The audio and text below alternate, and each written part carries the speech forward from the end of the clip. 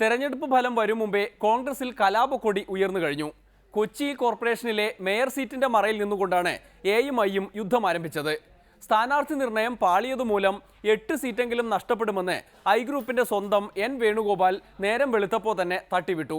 സുധീരൻ അച്ചടക്കത്തിന്റെ വടിയുമായി അതാ വരുന്നു. തെരഞ്ഞെടുപ്പ് കഴിഞ്ഞ് തൊട്ട് പിന്നാലെ എറണാകുളത്ത് ഉത്തരവാദപ്പെട്ട പാർട്ടി നേതാക്കൾ തന്നെ പരസ്യമായി തെരഞ്ഞെടുപ്പുമായി ബന്ധപ്പെട്ട കാര്യങ്ങളെക്കുറിച്ച് പൊതു ചർച്ച തുടങ്ങിയത് ഒട്ടും ഉചിതമായില്ല. കായലിനരികെ കൊച്ചി കായലിനരികെ കൊടികൾ പറത്തി കുതിച്ചു പൊങ്ങിയ കമ്പനികൾ, കച്ചവടത്തിന് കച്ചമുറുക്കി കനത്തു നിൽക്കും കമ്പനികൾ കായലിനരികെ.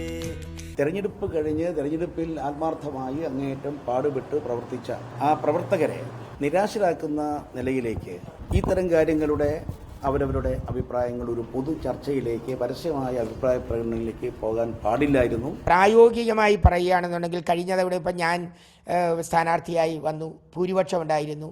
ഗ്രൂപ്പുകളുടെ അടിസ്ഥാനത്തിൽ മാത്രമല്ല, ഒരു സമുദായത്തിന് സ്വാധീനമുള്ള പ്രദേശമാണ് എറണാകുളം, കൊച്ചി, അതുപോലെ തന്നെ പള്ളുരുത്തി. ഈ ഭാഗമൊക്കെ ഒരു സമുദായം, ലത്തീൻ സമുദായം. ഒരു തീരുമാനമെടുക്കുമ്പോൾ അവർക്ക് മുൻഗണന കൊടുത്തുകൊണ്ടിട്ട് ഉള്ളൊരു തീരുമാനമായിരിക്കും എടുക്കുന്നത്. ഈ കായലിനരികെ കൊടികൾ പറത്തി കുതിച്ചു പൊങ്ങിയ കമ്പനികൾ, കച്ചവടത്തിന് കച്ചമുറുക്കി കനത്തു നിൽക്കും കമ്പനികൾ കായലിനരികെ, ഈ കായലിനരികെ.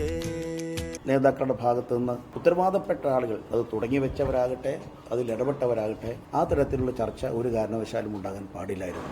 പാർട്ടിയുടെ ഉന്നതമായ സ്ഥാനങ്ങളിലേക്ക് വരുന്നതിന് അവരെ സ്പോൺസർ ചെയ്ത ആളുകൾക്ക് പറ്റാതെ വന്നു. കാരണം ഈ പാർട്ടിയുടെ നേതൃത്വ സ്ഥാനത്തേക്ക് കഴിഞ്ഞ കുറേ കാലങ്ങളിലായിട്ട് 2 or 3 വിഭാഗങ്ങൾ സ്പോൺസർ ചെയ്യും നേതാക്കന്മാർ. ആ സ്പോൺസർ ചെയ്യുന്ന നേതാക്കന്മാരുടെ എല്ലാ താല്പര്യങ്ങളും പരിഗണിച്ചുകൊണ്ടിട്ട് പാർട്ടി ഭാരവാഹികളാക്കും. അങ്ങനെ വന്ന ഭാരവാഹികൾ റിബലുകളായപ്പോൾ അവരെ പിൻവലിക്കുന്നതിൽ പാർട്ടിയുടെ ആ സ്പോൺസർഷിപ്പ് കൊടുത്ത ആളുകൾക്ക് പരാജയം വന്നു. കൊച്ചിയിലെന്നും കപ്പൽ കേറണ്, ചരക്കിറക്കണ്, ചരക്ക് കേറ്റണ്, നമ്മുടെ റബ്ബറും കയറും തേയില കുരുമുളകേലം കേറ്റി അയക്കണ്,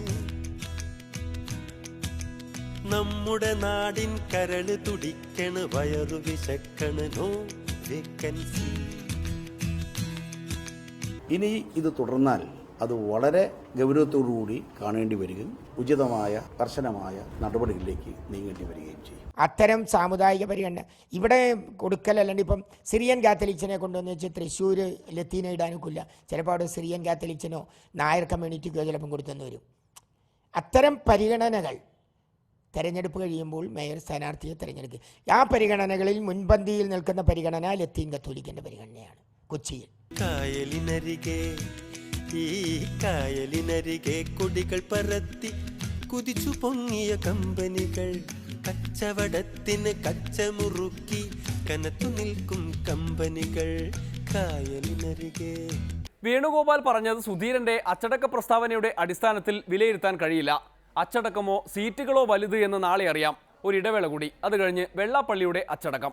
എടുക്കാത്ത ഒന്നിനെ പറ്റി എടുത്തെന്ന് ചുമ്മാ പറയുകയും മാത്രമല്ല, ഞങ്ങളുടെ കണക്കല്ലേ അറിയേണ്ടത്. അദ്ദേഹത്തോട് എനിക്ക് ഒന്ന് ചോദിക്കാനുണ്ട്, NSSന്റെ കണക്കെന്താ ചോദിക്കാത്തത്?